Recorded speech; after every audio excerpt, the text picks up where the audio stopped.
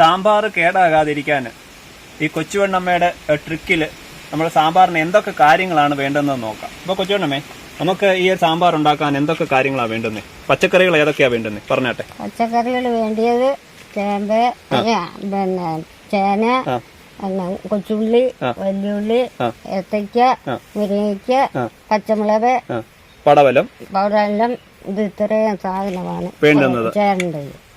പിന്നെ അത് പച്ചക്കറി ഐറ്റംസ്, പിന്നെ വഴുതനങ്ങ, ഇത്രയും കാര്യങ്ങൾ പച്ചക്കറി ആയിട്ടുള്ളത് വേണം. പിന്നെ വേണ്ടുന്നത് പൊടി ഐറ്റംസ് ആയിട്ടുള്ളത് ഏതൊക്കെയാന്ന് പറഞ്ഞേ. പൊടി ഐറ്റം മുളക് പൊടി, മഞ്ഞപ്പൊടി, പച്ച വെളിച്ചെണ്ണ, പിന്നെ പിന്നെ പുളി. പിന്നെ അത് കൂടാതെ തന്നെ വേറൊരു ട്രിക്ക് എന്ന് പറയുന്നത് ഇതിനകത്ത് മല്ലിപ്പൊടി ഉപയോഗിക്കത്തില്ല ഇല്ലേ? വെണ്ടയ്ക്ക, മല്ലിപ്പൊടി, അത് രണ്ടും ഒഴിവാക്കും. ഈ രണ്ട് കാര്യങ്ങൾ ഒഴിവാക്കുന്നതുകൊണ്ടാണ് കുറച്ചുകൂടെ അത് നിൽക്കുന്നത്. ബാക്കി പെട്ടെന്നല്ലെങ്കിൽ അളിഞ്ഞു പോകാൻ സാധ്യതയുണ്ട് അല്ലയോ വെച്ചോണ്ടമ്മേ? അല്ലയോ? ഇതിനകത്തെ പ്രധാന പോയിന്റ് ആണ്, ഇതിനകത്ത് മല്ലിപ്പൊടി ഉപയോഗിക്കത്തില്ല. മല്ലിപ്പൊടി ഇട്ട് കഴിഞ്ഞാൽ പെട്ടെന്ന് അത് പന്നലായി പോവും. അതേപോലെ ഇതിനകത്ത് വെണ്ടയ്ക്ക ഇട്ടാലും ആ ഒരു സാമ്പാർ പെട്ടെന്ന് തന്നെ പന്നലാവും. ഇനി അത് എങ്ങനെയാണ് ഉണ്ടാക്കുന്നതെന്നുള്ളത് എന്റെ ചാനലിനകത്ത് വീഡിയോയ്ക്കകത്ത് ഞാൻ ഉൾപ്പെടുത്തിയിട്ടുണ്ട്. നിങ്ങളത് സൗകര്യപൂർവ്വം നിങ്ങൾ കാണുക.